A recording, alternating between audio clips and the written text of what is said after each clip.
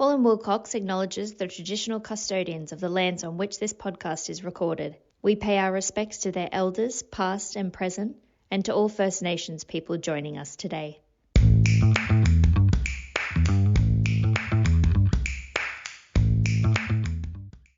Hello and welcome to the Self-insurers in Australia podcast. I'm Alorna Strong, a partner at Hall & Wilcox, and I lead our national self-insurance practice. And I'm delighted to be the host of this next season.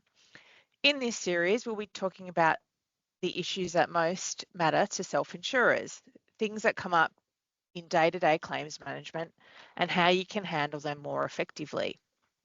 So whether you're listening from the office, out for a walk, at the gym, commuting to work, thanks for joining us. Today I'm joined by Angela Brooks, who's a partner in our statutory insurance team based in Queensland. Hi, Ange. Hi, Alorna. Thanks for joining us, and today we're going to be exploring psychological injuries, what is compensable, and how to defend these types of injuries.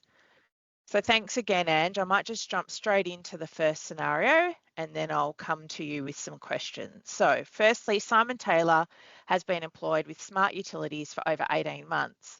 Over the past 6 months, Simon's performance has declined significantly. Key issues include colleague complaints, customer complaints, missed deadlines, and poor attendance and frequent late arrivals. In response, Smart Utilities put into place an informal and then formal performance review.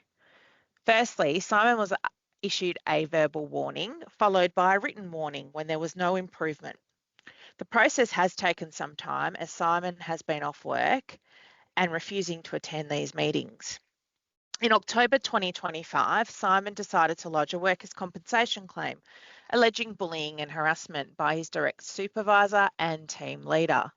The claim included allegations of being singled out, micromanaged, and unfairly treated. Attached to the claim was a medical certificate from his general practitioner stating that Simon was suffering from stress due to being bullied and harassed, and that he was currently unfit for work. So, Ange, taking into account that scenario, my first question to you is stress an injury? What is the threshold or test for lodging a psychological injury claim in Queensland? I think that's a really good question, Alorna. And under Section 32 of the relevant Queensland legislation, which is the Workers' Compensation and Rehabilitation Act, an injury includes a personal injury if it arises out of or in the course of employment and if employment is a significant contributing factor. Generally, stress is a mere response and something which is consistent with an actually clinical, recognised psychiatric or psychological disorder is required. So psychiatric and psychological disorders like adjustment disorder, major depression disorder, and anxious disorders, anxiety disorders that is, are no doubt a personal injury within the meaning of the common law and the relevant legislation, but stress is unlikely to be a personal injury. Further clarification or continued symptomatology, however, may culminate in a psychological illness. Whilst Queensland once actually held a threshold that employment must be a major contributing factor for a psychological or psychiatric injury, that special threshold, Alorna, has not applied since October 2019. For mental disorders, as with all injuries, employment need only be a significant contributing factor, not a major contributing factor. This means an important, but not necessarily the most important or a decisive contributing factor. Thanks for that, Ange. So clearly stress is probably not going to cut it in this scenario in terms of what's been diagnosed, because clearly stress is not an injury, and I think that's the case, that has been the case in New South Wales and Victoria, so it seems it's the same in Queensland. So leaving that to one side, in terms of trying to work out whether there is perhaps a diagnosable psychological injury or just investigating the claim, what sort of investigations would you complete, Ange, on this one? Alorna, it's important to say from the outset that Simon, in this particular scenario, bears the onus to establish he is entitled to compensation. Yep. Presently, the medical opinion is unlikely to be significant enough to establish that he has suffered a personal injury. However, it is likely that the regulator would be critical of rejecting the matter on this basis, where further attempts at clarifying the medical practitioner's opinion wasn't sought. So, Okay. in our view, to properly assess the claim, we would recommend that the following steps be taken. For example, we would invite Simon to provide a statement with more particulars of the conduct about which he complains. And we would also request from the employer insured and its managers information and documents about, for example, Alorna Simon's performance and actions taken to performance manage him, including a timeline, for example, of relevant observations and disciplinary issues, discussions, and where relevant performance management action that was taken against him and why that action was taken. We'd also look at trying to source information and documents as to whether Simon actually provided any explanations for his performance and behaviour, and particularly if they related to difficulty with certain stresses. And then, of course, Alorna, there's the performance management policies and ordinary performance management practices at the businesses that we'd want further information on, as well as, and finally, whether there are any alternate causes or contributors to Simon's current psychiatric condition. And we'd obviously seek from Simon's general practitioner his medical records, and that will obviously shed light into his prior medical history. And say, for example, once we've gathered all that general medical practitioner records, it still remains unclear, then we would go about requesting an independent medical examination from a psychiatrist to see if that can actually assist with the clarity of the claim and the condition.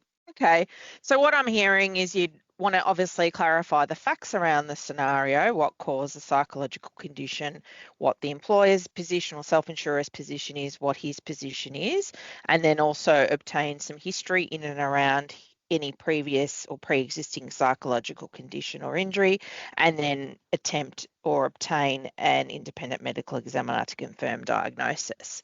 You touched on as well, and I might raise this with you, you touched on performance management. Do you think there are any defences that Smart Utility has in this matter? Have they acted reasonably?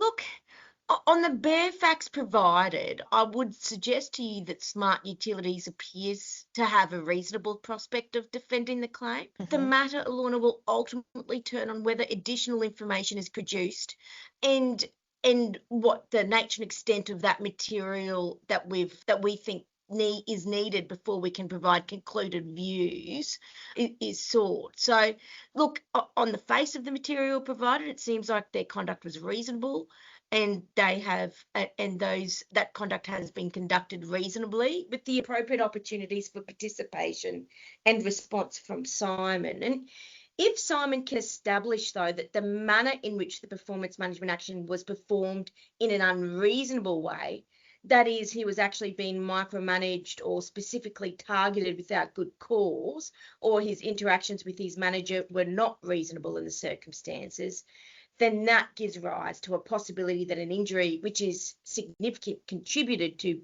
by those acts will survive, and there would be a valid personal injury under the relevant Queensland legislation. And what is the actual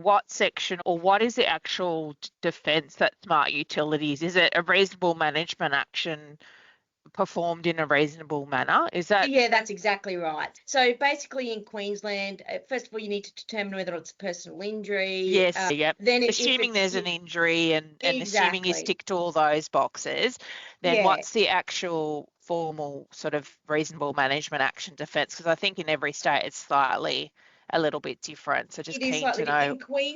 In Queensland, it has to be reasonable management action taken in a reasonable way. That's the defence. Okay, so pretty similar to Victoria.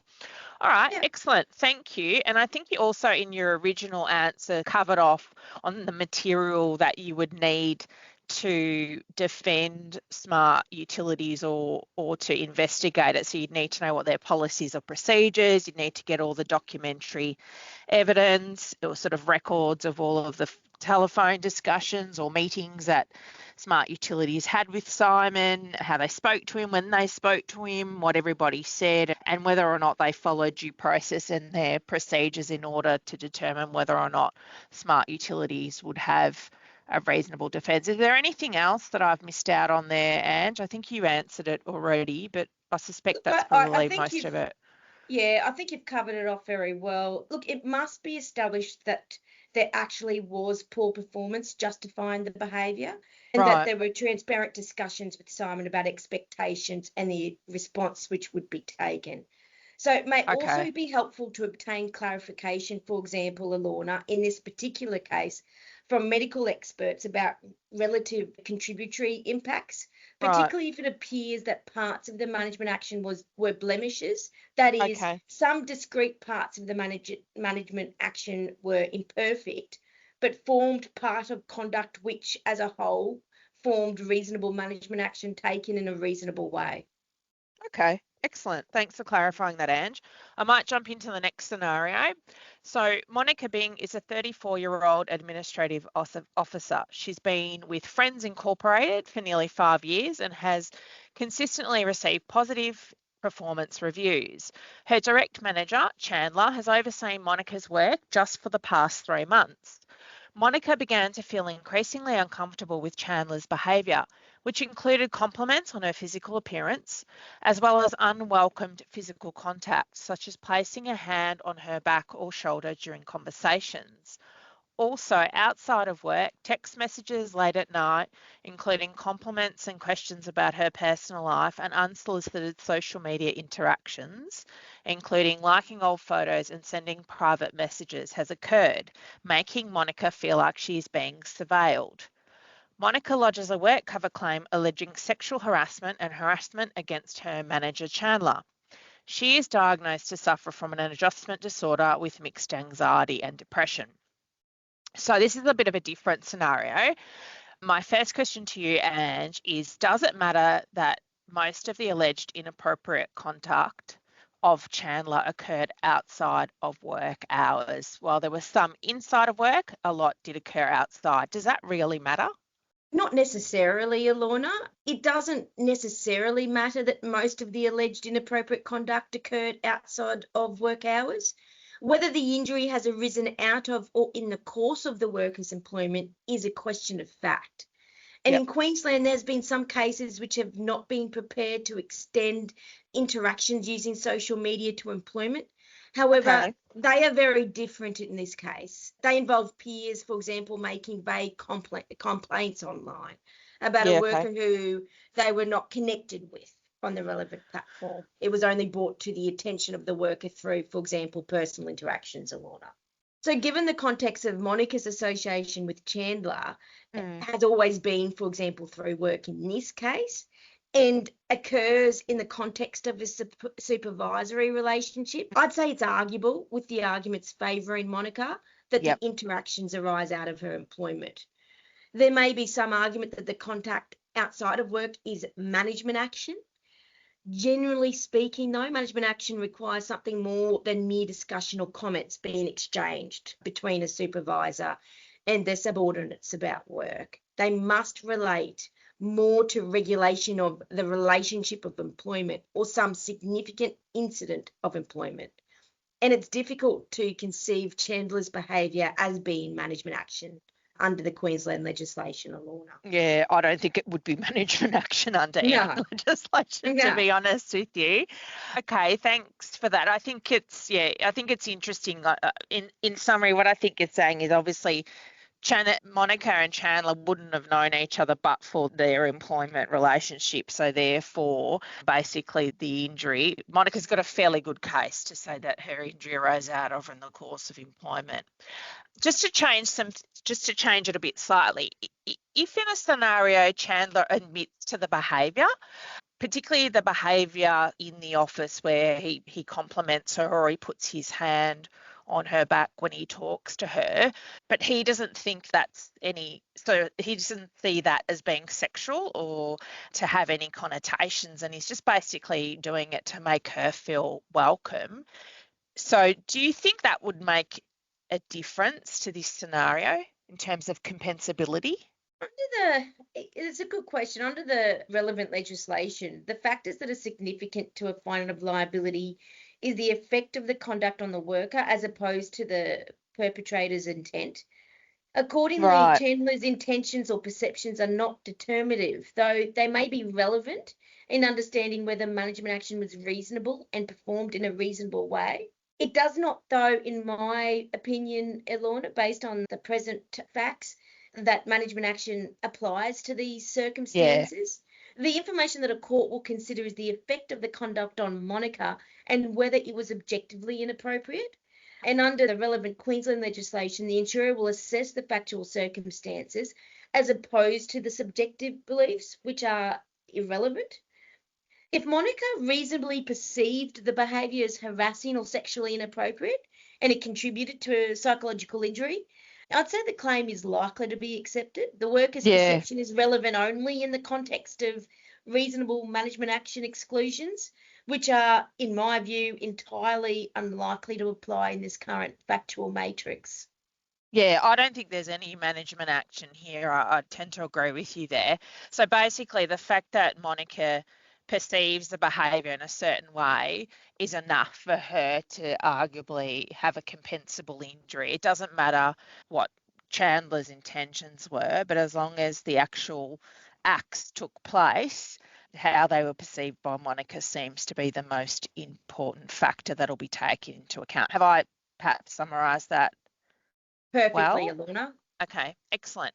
So just another twist, because I love twists and turns. So in this scenario, what if Monica and Chandler had been in a relationship for this entire time and it recently ended badly, prompting Monica to lodge the claim? How would you deal with it in Queensland, Ange? That would be a very difficult scenario for sure. I like Look, difficult scenarios. In that scenario, Alon, I reckon the insurer would assess whether the injury arose from that personal relationship breakdown or Yep. from workplace conduct. And the key issue in Queensland is whether the injury was significantly contributed to by employment. So if the conduct occurred within the workplace context or was enabled by the employment relationship, the claim will be compensable. However, if the injury is primary due to personal relationship issues, it may fall outside that scope in Queensland. Some of the features which have been assessed as reflecting a personal rather than a work contribution in the past, for example, Alorna, if you look at the case law, is it a peer-to-peer relationship? Is it the mere circumstances of and chance of interacting with the person which gave rise to the stressor? Based on the material received, the out-of-work messaging would be much more likely to have a personal rather than employment-related connection. Yeah, so what you're saying is probably that their personal relationship may make it a little bit, it would be a challenge for Monica if it was found that they were in a relationship to perhaps have a compensable injury, but it really depends on the factual matrix and what happened in the work context and what happened in the relationship context. Would that be a fair summation? Yeah, that's a fair assessment, Alana. Great. Thanks, Ange. Thanks so much for your insights. I enjoy our chats and I want to thank our listeners as well. And hopefully they've taken a lot away from today's discussion. I definitely have. So thanks, Ange. Appreciate you giving us your feedback and your insights into the Queensland jurisdiction. Thanks so much for the invite, Alana. Again, thanks everyone for tuning in. If you have any questions or want to chat more about anything we've covered, please feel free to reach out. You can find our details at hallandwilcox.com.au or connect with us on LinkedIn. If you like today's episode, please rate, review or subscribe wherever you get your podcasts. Thanks again, and I'll check you back into episode 4 shortly. Bye for now.